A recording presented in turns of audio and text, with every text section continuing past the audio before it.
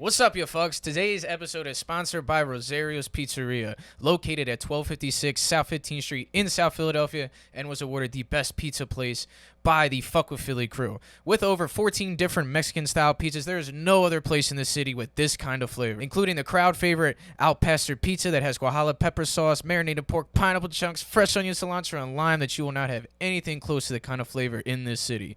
And Rosario's is offering our listeners a special offer on weekdays only. When you call in and use promo code PWP, you'll get 10% off your next purchase. Ding! Again, that's PWP to get 10% off your next purchase at Rosario's Pizzeria. This episode is brought to you by Bad English Studios, all right? Bad English Studios is Philadelphia's newest entertainment company, bringing you the highest quality studio equipment and engineering for recording music. In addition to our 2 completely soundproof recording rooms, we also provide space for shoots, photo, and video, also offering exclusive talent and business management to any clients interested. Their business and investment management team is brought to you in-house, right on site, from Lions Fair and Capital Ventures. Log on to Bad English Studios and book your time now. Don't forget to log on to shopbadenglish.com. Check out all the merch, grab the gear, tell them we sent you, and check out the fucking episode. Get out of here. Yo! Quiet on the set. Quiet on the set. Quiet on the set. Quiet on the set.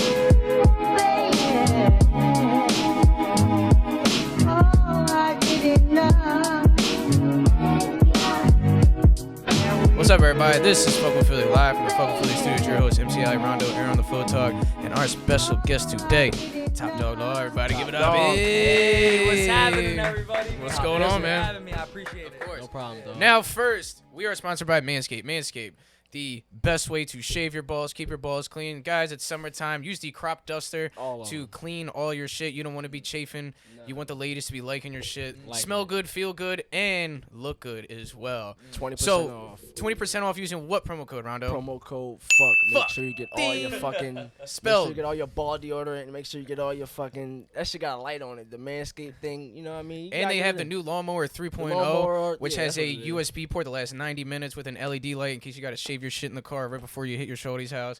Whatever you got to do, Manscaped is here for you. Use promo code Phuck. Get 20% off your next purchase. That's a great sponsor. That's a great sponsor. Always, it really man. Goes with the Of course it really does, goes man. with the sponsor. Now, y'all Shave just your got balls. That's yeah. what you got to worry about. Now, they got to fucking pay us. Just joking. I'll cut that out. Anyway, so first off, man, for anybody that doesn't know, Top Dog, he's one of the top lawyers in Philadelphia. You've seen him on social media. He has a huge social media game as well. He works with a lot of different people in Philadelphia as well. So when did you first get involved in, I guess, becoming a lawyer and into law? Like, when did that first was that always something that you wanted to do?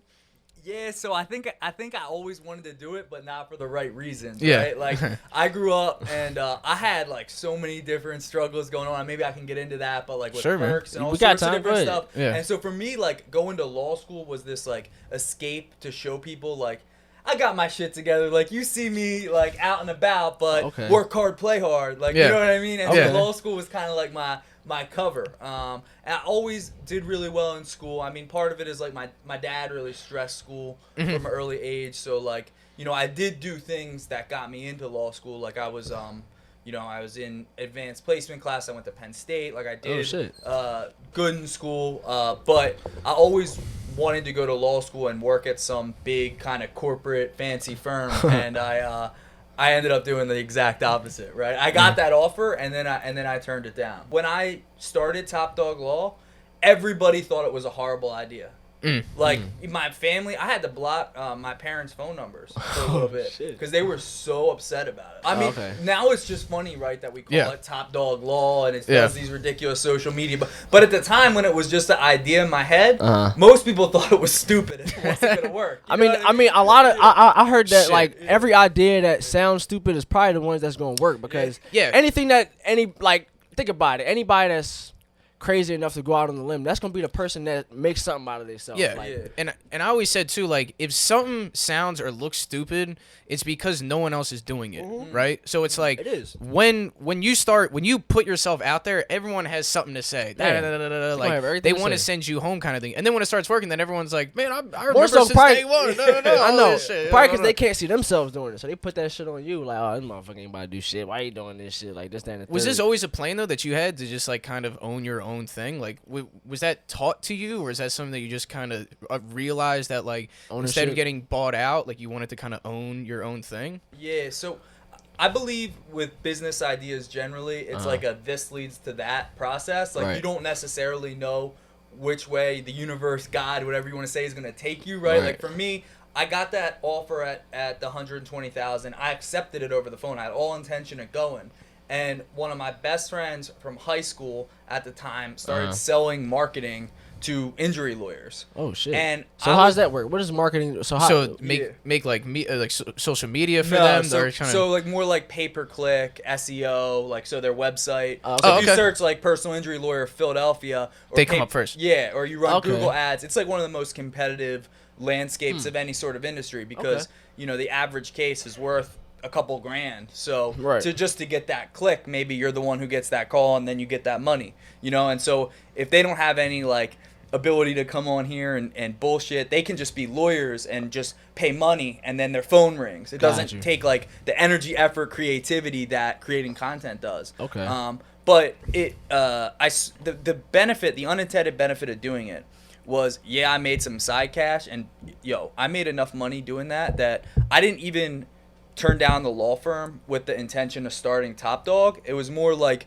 I turned down the law firm because I was making enough money selling the marketing, living in Miami doing like whatever the fuck I want. It was like, and I'm not talking crazy money, but I was making like 10 grand a month, which is the equivalent of the 120. So I was like, I could make 120 working 2,200 billable hours for these partners, making me stay till 11 p.m. Or I could be like down in Miami in January, like you chilling. That's you know? A good decision. So the other benefit of that though was that I met mentors. So I definitely believe like you gotta find people in your space that are already doing what you want to do, and then just be like, how'd you do it? Yeah, you know, just kind of pick their brain at like the small little kind of things that go inside of it too. I mean, do you have people in your family that did law or anything? Nah, so I think my dad, like me and my dad have kind of a complicated relationship. I've come to a place where I really like accept him for who he is. Of course, but I feel like he like definitely wanted to be a lawyer and didn't, and he's involved in like local politics with lawyers and stuff. So that was one of the big reasons that I think at an early age he was like, we're gonna,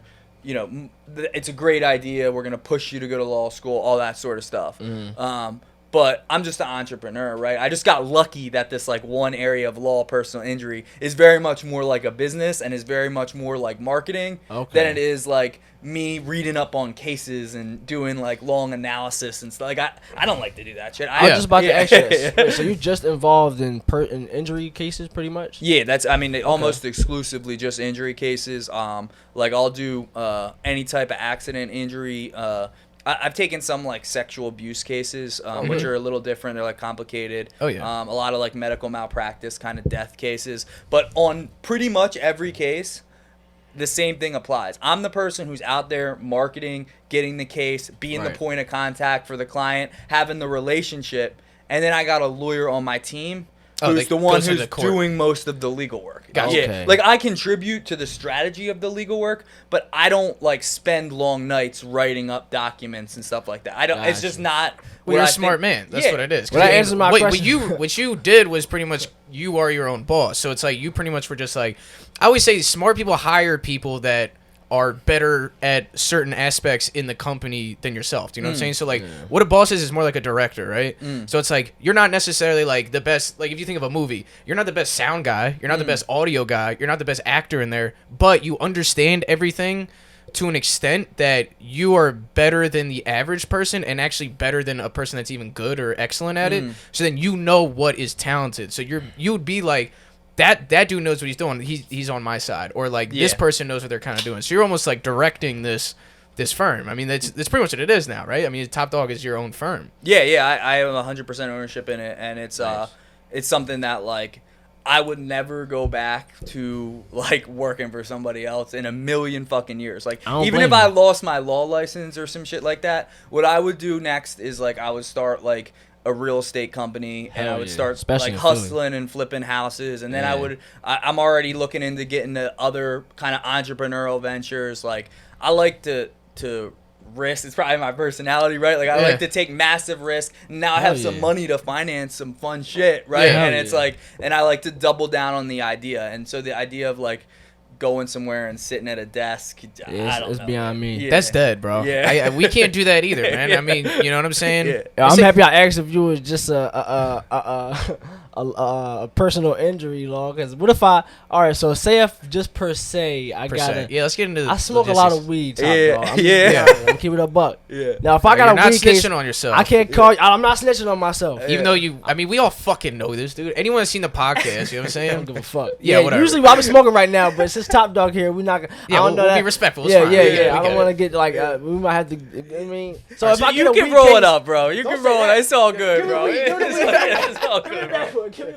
TopDog knows what you're saying, bro. So, all right, go ahead. Just don't go sniffing any 30s in front of me. So technically, if somebody got weed cases, they or like any kind of cases involving just not personal, like you don't take any cases whatsoever. Nah, like so I have different lawyers who are in different practice areas, that like a criminal guy, somebody who does like employment law, and like if you're a friend of mine, I'll take the time to like introduce you, and hopefully he takes it. But honestly, the cut is so small that like financially I don't even.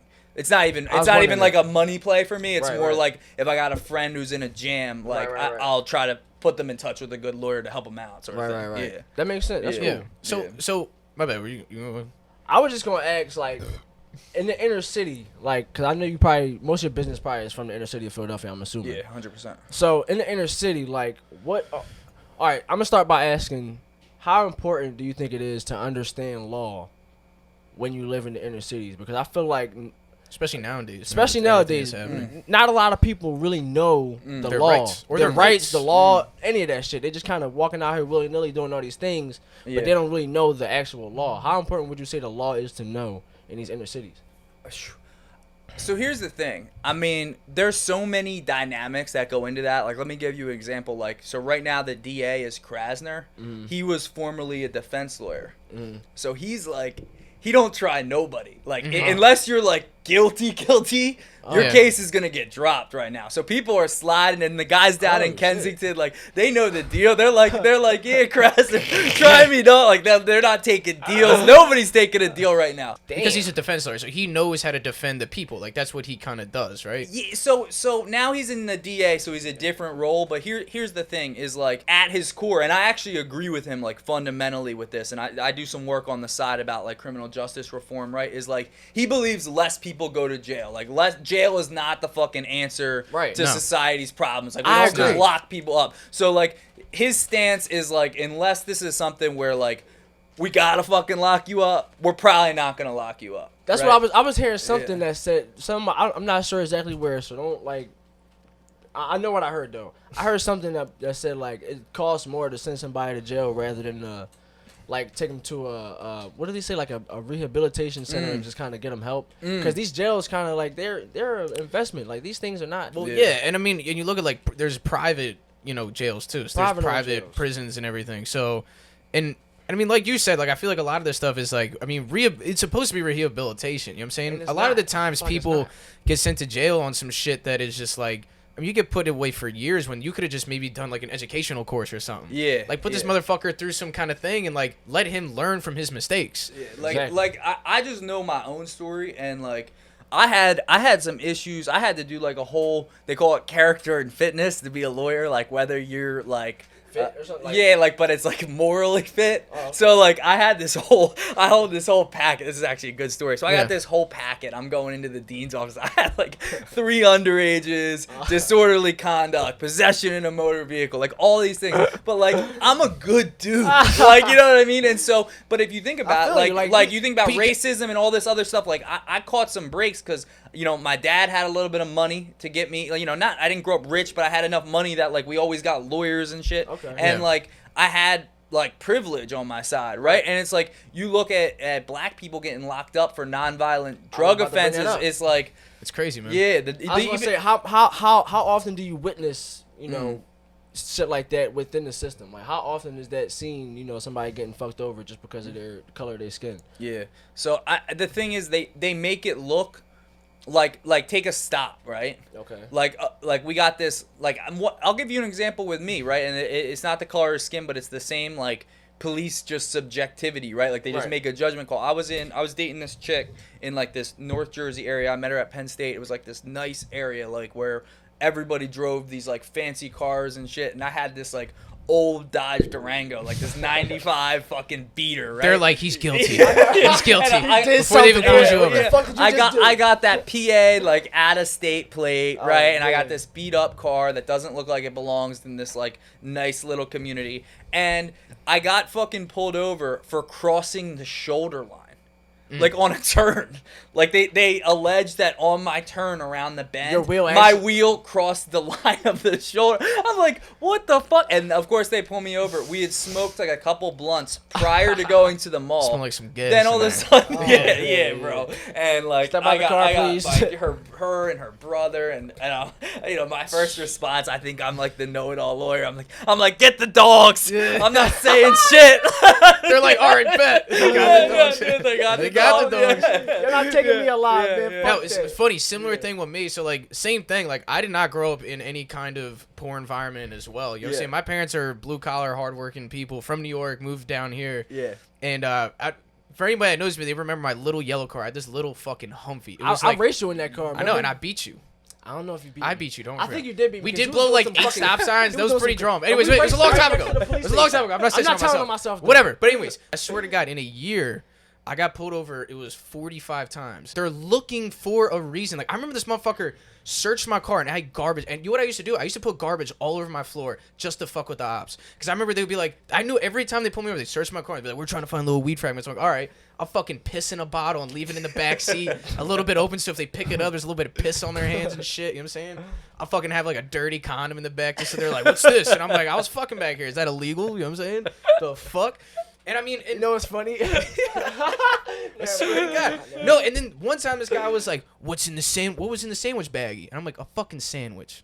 I swear to God, this dude was like, put fragments of my fucking peanut butter and jelly sandwich onto like a tray and like did a little dip thing to see if it was like fucking all these drugs and shit. And I'm like, bro, what the fuck? But like you said, man, it's like, it's sometimes I feel like a big thing too with it. It's like an economic thing too. So like cops will see that if you're, I mean, obviously a person of color has a different interest. I mean, has a different, interactions throughout their whole entire life. And then also if you have someone if you look a certain way, they start profiling you. So I feel like, I mean, do you see that a lot in the city? I mean, because you said in Kensington too. I mean, there's probably, all these, I mean, I know you do the injury stuff, but I mean, especially like, do you see that there is a decent amount of profiling? Not to put you on the spot, because I know it's decent times, but no, 100%. So, I do work outside. So even outside of the injury stuff, I'm working with this organization, and we're going through this whole change. So I won't even get too much into it. But in terms of criminal justice reform to address these exact same things, so I almost care about more of this on a personal level. And what I wanted to just to take it full circle with that story in that community, right, is like, that shit happened to me because I was from an out-of-state area driving a beat-up fucking car, and I just know that same shit happens here in Philly if you're black and if you're in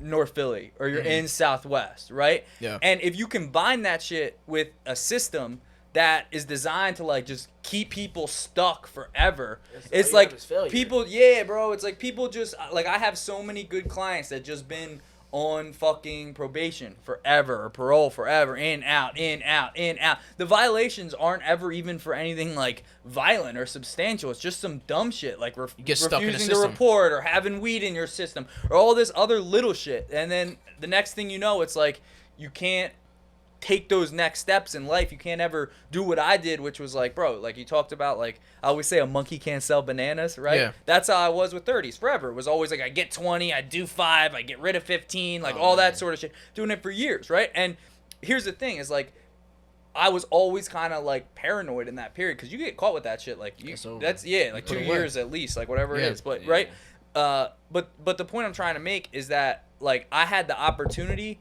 to have made all those horrible mistakes, all the arrests I have, and still be in a position today where people like want me to have a business, want me to come on, like article in the paper, article in this, blah, blah, blah. Like I totally was able to like change things around. Right. And it's like the part of the reason is like, obviously part of the reason is because I've done a lot of work, right? And I'm proud of it. But part of the reason is also because like there's a system that allowed me to distance myself from all that shit that happened. And I think there's a lot of people in North Philly, Southwest, that they never get that opportunity to move on from their shit because it's always coming back and back and back. And what I want to say too, man, and like it just something that I appreciate you even saying this kind of shit is like I don't know any lawyers that will admit to like having addiction in the past or having these struggles or having these things overcome. And I feel like what's really cool, especially with a lot of people in Philadelphia, like we just had, B McFly on too. That's our guy. And I know he be shouting you out all the time. He see you, and like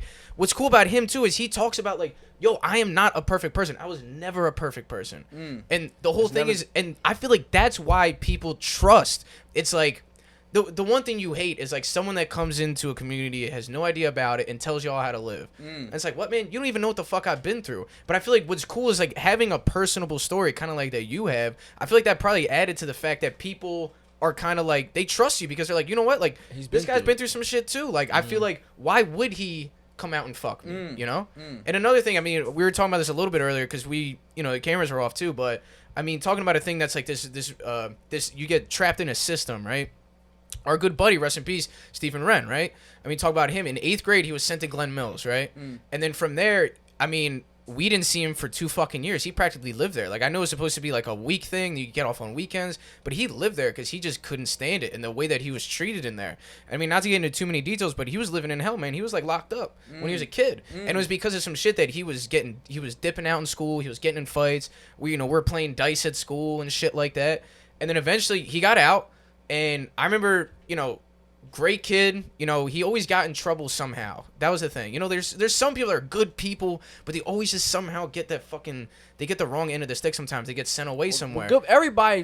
Nobody's perfect. Everybody does a little fuck up. I mean, I feel but to finish with Steve, I feel like the judge probably. But to finish with Steve, I mean, he was locked up almost his whole youth, and he finally got out. It was like 11th, 12th grade. He came back, and then because he had this thing on his record, he got booked for Bud. And he was about to get sent away for fucking 5-6 more years, and he couldn't take it, and he killed himself. And this is a huge story, and the thing is we know plenty of people too. I mean, this is some I know you're just talking about dealing with that have been sent to Glen Mills, and they had these experiences, and they're trapped in a system because of something that they probably could have just got like rehabilitation for. So especially as kids. I mean, I just think we have more people locked up here than any other country in the world.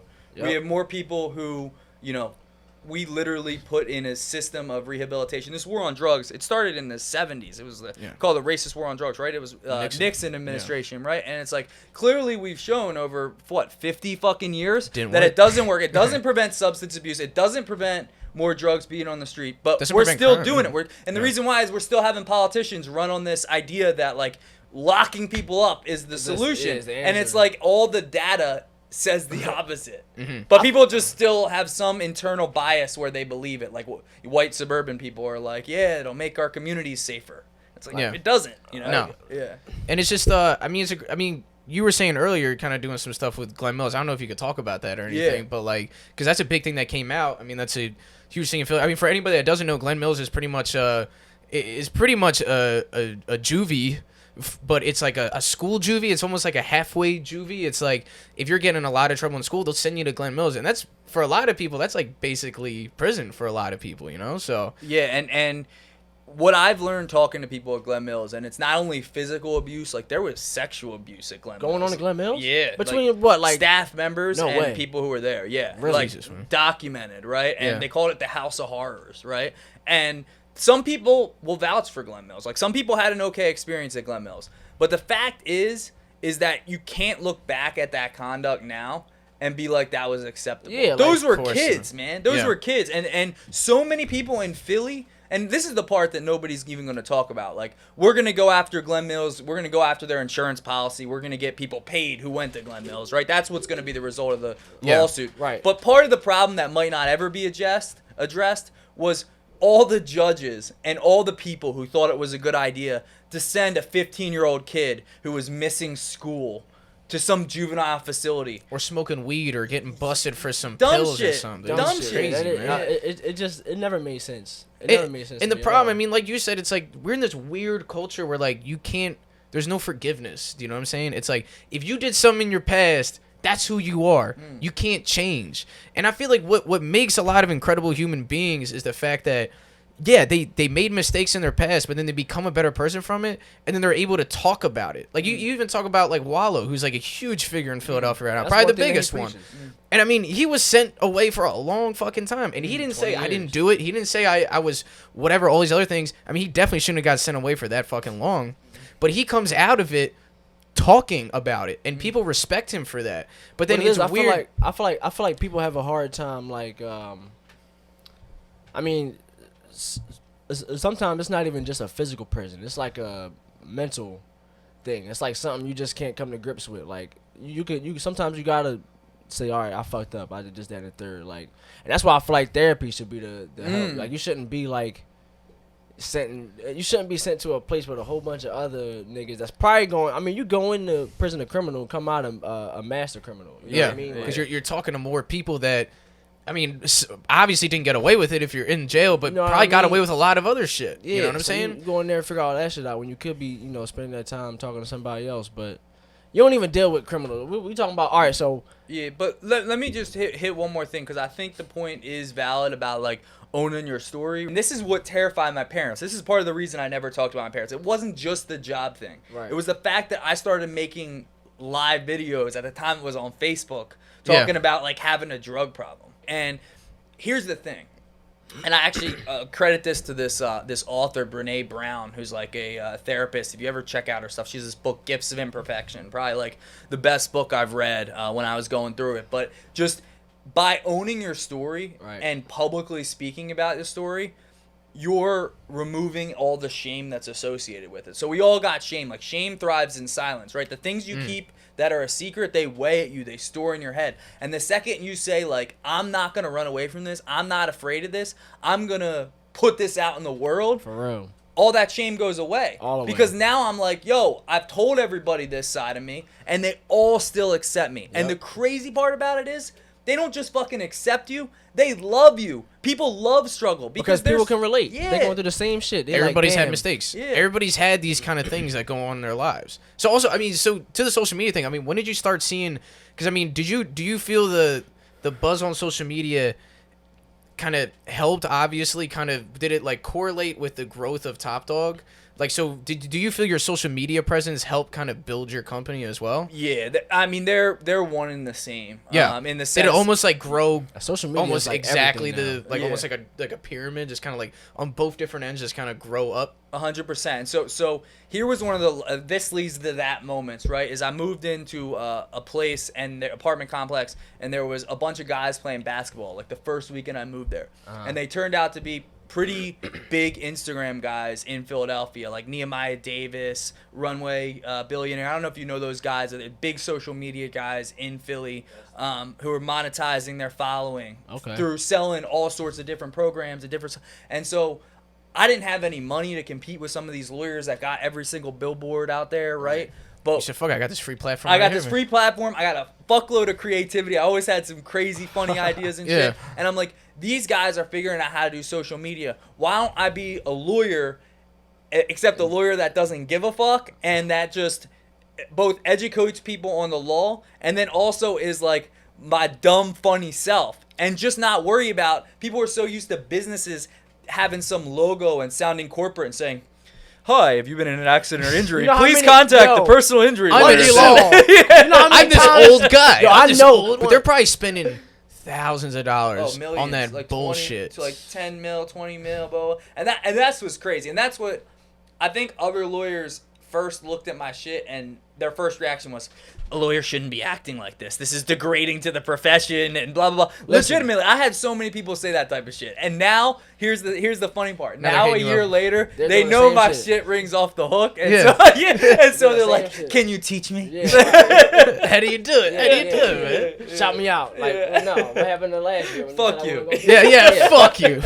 Yeah, come here. You invite him right into the office. You're like, yeah, sit down. They're all dressed up. You're like, yeah, fuck you. Yeah, get out. You're like, what? You're like, get out. And it's also like the way you can interact with me, right? Like, so when people see somebody on a billboard, it's like this old 70-year-old white guy in his suit and tie, right? And they call it and they get some like classical music that fucking rings, and probably like they get the music way too long. I'm talking like 2-3 minutes. Then they get some fucking lady who just started last week because everybody keeps quitting because it's a fucking horrible place to work. And then that lady says like, let me schedule you for a consultation. When's your next available time? She's like, like 3 Thursdays from now, right? Like that's how that shit usually works. Meanwhile, it's like, if you just send me a DM, I answer all that shit myself. I'll call you back like on the night or on the weekend, and like we'll get you signed up and get you like to a doctor, and I'll send all the papers out to the insurance company. Like that shit'll be done by the next day. Hell yeah. You know what I mean? So what's some of the cases that you usually deal with? Is it just like car accidents? Is it just like any falling down steps? It can be any kind of injury. Yeah. So I have like probably almost 1,000 car accidents right now. So like a lot of car accidents, and then a lot of especially in Philly, man, slip and falls. Roosevelt Boulevard's like one of the worst roads in the country. Like in terms of accidents, like the way it's designed, it's just it's so complicated. It's so retarded. I'm like, yo, I got like 2 advanced degrees, and I still don't know like where I'm supposed to turn. Dog, like that is one of the most dangerous roads in the country. Is this where I take a left? Like, I don't even. Am I allowed to turn here? Like, what the fuck? That shit is stupid. It don't make no sense. How I mean, there's probably a bunch of deaths on there too. Oh yeah, I mean, niggas be racing on boulevards, bikes and cars. I mean, we taken some lately. I've been like really challenging myself and taking some of the like more complicated cases. So like a lot of death cases, a lot of cases where like medical malpractice, I'll co-counsel with another lawyer where like they failed to diagnose cancer, or I have like a couple babies that were born with brain damage because they like fucked up and the doctors didn't do a C-section when they were supposed to. So a lot of medical malpractice stuff. Damn, so you really deal with everything. Everything. Yeah, everything that the beautiful cases that I like are anything that can be done on a contingency fee, which essentially means you don't got to pay me nothing up front, nothing hourly. I think it's the best system. We just get a percentage of what we win. So like I want, for like in my selfishness, I want to be working on cases where I think I can win $1 million. Yeah. Because I know if I take my third or whatever out of the $1 million, like that's more money than I would ever get on some type of hourly rate. But that also what incentivizes me to want to kick ass for you. Because if I fucking suck and lose this fucking case, I'm not making my money. And I just worked for free for a year. Right. Yeah. On some bullshit case I just lost. Oh, so you only charge when you win the case. Yeah, you only get anything when you win the case. So there's cases where like I've had cases where I've lost like 10 grand. And I just lost. Just putting in lawyer fees and all the other things. Even just like court filing fees and like doctors for medical records. Well, and then we'll get to the end of the case, and it was like, fuck, it wasn't liability, and I'm just like out 10. So not even do I not make anything, but I also like put up 10 dimes and lost it. I mean, now that rarely happens because Top Dog gets you top dollar, but every once in a while you never know. Top Dog, top dollar. I'm definitely never if I hit somebody else. I ain't gonna lie. Or if somebody hit me, I mean. So I mean, is that considered pro bono? What is that? Or is that? Nah. So it's just contingent. The whole idea is like we're gonna get people access to good legal representation that probably couldn't afford it. Like it would be a wonderful thing in the criminal justice system. There's just no way to do it, right? Because it's like you either, but that's like what keeps, I think, some of the criminal justice stuff going is people can't afford the best lawyers. That's true, man. Because you get them public dumbasses. Yeah. Whereas with this, it's like I'll take any case, and it don't matter if you're the CEO or you're the janitor. You got. I value it based on the case. It has nothing to do with like. Also, a big thing like in Philly a lot too is like a lot of people will have they'll get tags from like a mechanic or from a place, and then it turns out it's fake. I mean, I've gotten this all the fucking time. And then cops pull me over. They write me this fat ass ticket. I still got. And then I'm sitting here thinking like what do I do? Like the fucking mechanic owes me money, but now I'm paying the police, and now I also have to get brand new tags. I mean, like what would someone do in that situation? I mean, that might not be your situation thing, but. I mean, what should I do right now? What should I do right now? No tags. All right, listen, sounds like an awful personal question. Right now. I also got a dead hooker in my basement, so I feel like what do I do there, man? Can anybody help me right now? No, I can't. You said no, I can't help you with that, man. I'm sorry. But the fake, I mean, people in Philly got no insurance or fake insurance left and right. Yeah. Like so. I ain't gonna lie, I ain't had no insurance for probably like a month, but then I had. All right, Ronald, to what are we doing, man? Come But on. listen, Let's I not- made it through. I made it. Hey, look. We're not here to start talking about ourselves. You know what I'm saying? We're talking about hypotheticals, Rondo. Come my on my brother Ron Diggity. Yeah, Ron Diggities. Yeah. Rama. But yeah, man. That's what's up, man. That you're doing everything like that. I didn't even know you deal with every case like that. That's crazy. Yeah. Damn. It's a good system. I like playing sports, so I always say like I want to get into business that's like playing sports. Like I want to win. I want to wake up excited like I'm playing a game today. It's almost like a lot of people get addicted to like gambling in a way. I mean, do you feel it's almost like a way of? It's almost like because I remember. Not Ronald. It doesn't fucking matter. That's not illegal. Ronald was fucking so into gambling, and then Ronald got into stocks. We had a podcast with our buddy John, who was pretty much just like, listen, stocks is like gambling, except like you almost always win. You know what I'm saying? It's not like a scratch off. Not even that. It's just more so like it's just more practical. Yeah, strategic too. Gambling, you always lose. I like gambling I'm not too. gonna lie. The first time I went to the casino, with like probably like $100. I only spent like they got $50, you. That's how right? they got you. Yeah. Spent like $50. I left that bitch with probably like $1,100. That was the first time I went. You know what else? They probably had cameras. They probably had cameras where like, listen, I know this motherfucker. It's his first time in here. Let's just make him win so he comes back every fucking weekend. The worst thing that can happen is that at the casino is winning. Like as I'm telling you, because you always think the best thing that happens is you lose and you just all right, fuck this place. I'm never coming back. If you win, you're gonna keep going back and. I seen people ruin their marriage in there. Like fuck you, no fuck you. But here's my thing, bro. That's the same thing as sniffing your first Percocet. You get that first high, yeah. and you always chase that same feeling. No, I was chasing you that never get there. You never quite get there. But it's the same. Like you get in the first time, and you're like, yo, this was just totally fun. I felt amazing. I had the funniest night. Yep, let's go. And then each time just gets progressively worse and worse. Progressively worse. Yeah. I mean, my thing is, I always said like, this might be the Jew in me too, but like walking into a casino, I always see everybody leaving mad as shit. And I was like, that's how you can tell. Like, every time I walk in, these motherfuckers try to get me in there all these times, man. They're like, you get free drinks, because I like to drink. You know what I'm saying? And I'm like, okay, I'm sitting there just fucking playing slots, playing roulette, losing like $40. Not one fucking chick came up to ask me for a goddamn drink. That's a fucking lie, dude. If I'm at the table spending bread and I'm winning, then they go, all right, yeah, let's get this motherfucker a drink. Let's get him drunk as shit so he can lose all his bread. I just know you walk in, you hear I'm the sitting here bells like and $5 on red, $10 on even or something like that, right? And like this bitch did not even walk over to me, bro. No one was fucking looking at me at all. They're like, just keep playing out. And I'm like, dude, I'm out like $80, bro. I can't do this.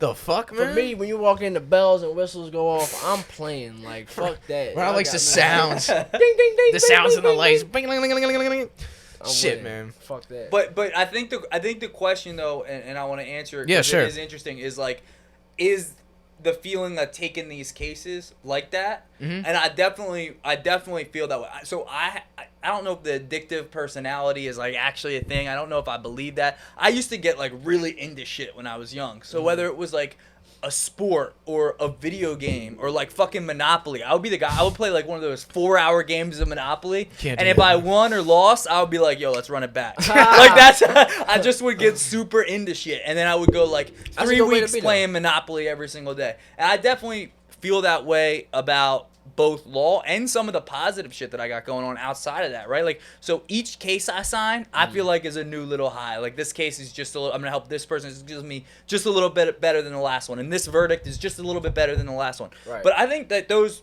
more or less, that's a positive thing, right? Like, oh yeah, you could say like, oh, you're working too much, you're addicted to helping people. Yeah. Your energy is focused in the right direction. Same with fitness, right? Like, I mean, yeah, you can get on like some super weird shit or like develop some type of eating disorder or something like that where it's like obviously not good. Like but generally speaking, if you run, like I love to run, and so when I run, I get this feeling in my head, and I'm like, I don't even care about the run. I just want to feel like that again. Yeah. So then I run to feel like that. It's a runner's high. Yeah, it's a runner's high. And also for a lot of people, it's like a meditation because like I feel in a way maybe we're similar in this way. Like I can't sit and just turn my brain off. That's not like meditation. Like I'll go crazy. Like I'm constantly moving. You know what I'm saying? Like I can't sit there and be like, you know what I'm saying? To me, my meditation is when I'm doing something and the only thing I can think about, I'm just like, I'm running hard as shit, and then I'm just like, or I'm working out, or I'm boxing or fighting or something like that. And the only thing I can think about is like, listen, I can't think about I'm in pain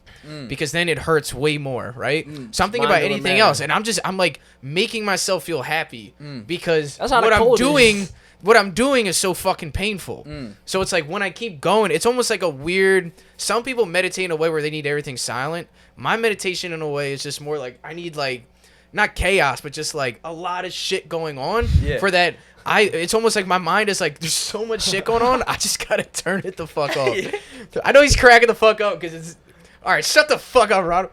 Ronald, all right, what's your ideal meditation? I know what you're gonna say. Oh my God, give me a lighter. I'll show you. I'll say it right now. Give me the lighter. Yeah, what's up? Turn me on, bro. Turn me on, lighter, man. No, but I just want to say like, I think you can develop good habits too. Like for me. Like 2016 was the year, August 27th, actually coming up on my 4-year anniversary, I went to a rehab. Like I evaluated everything in my life, and it wasn't just like, yo, I'm gonna stop, like destroying my life with perks. It was more like, yo, from this moment on, like I'm gonna reevaluate all the decisions I made. Like I was the guy who like, I was riding in a car and some guy was driving his bicycle. I won't even say this word because it's not socially acceptable to say this anymore. But like, you can say anything on this show. I'm just saying. But like screaming shit out the window at the guy riding the bike. Because to me, riding a bike was like a lame move. Now I own like two different. I know the word. I think I know. Yeah. The word. Talk about it.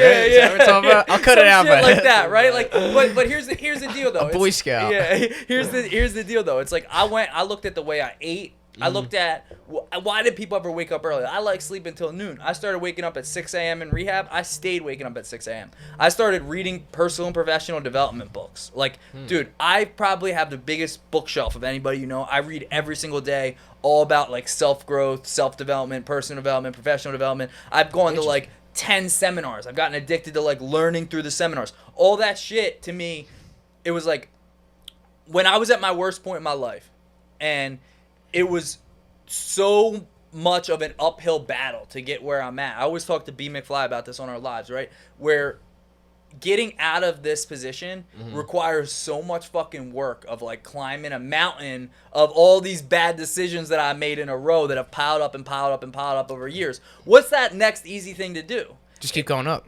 Yeah, well, just keep taking the shitty path, right? Yeah. Rather than go all the way out of it. No, you're right. Yeah, like so what you do is you say, all right, like I'm gonna deal with this shit tomorrow. Like today, I'm just gonna figure out a way to get $25. You know what I mean? Yeah. And once I like got to a point where I said like no longer will I fucking live like this. Right. I realized that good habits, good routines work that same way. So once I got in the habit of waking up at 6 o'clock, it became easier and easier to wake up at 6. Even when I would sleep in, I would say, damn, I wish I was up at 6. I could have got a morning running. Right? Like my brain just started totally changing with the way I thought about everything. And it's like good, consistent behavior builds that way too and becomes sort of addicting in a sense where it's yo, I got to get my reading in today. Right. You know, where like I never would have said that shit. See, I always think having 3 weeks or something is a habit. Yeah. It's a habit. So and also, I think having addictive personality is not a bad thing. It just depends on what you're addicted to. You know, like some people turn that into a way of numbing yourself and you're chasing the wrong things. But I feel like every successful person does have an addictive personality. Like you have to. And you almost in a way like the idea that you had coming back, like you had this offer at a nice firm, and in a way, you almost have to be delusional in a way to be like, you know what?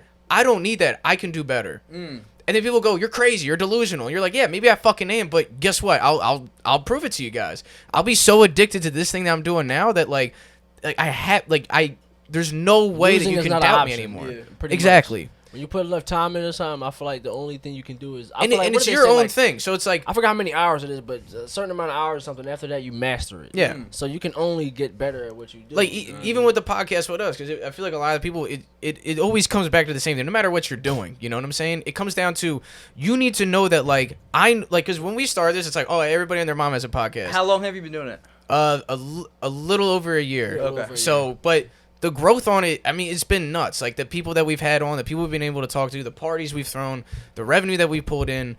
It's just, it's weird. Like, we were delusional. We were fucking delusional. Like, everyone and their mom had a podcast for sure.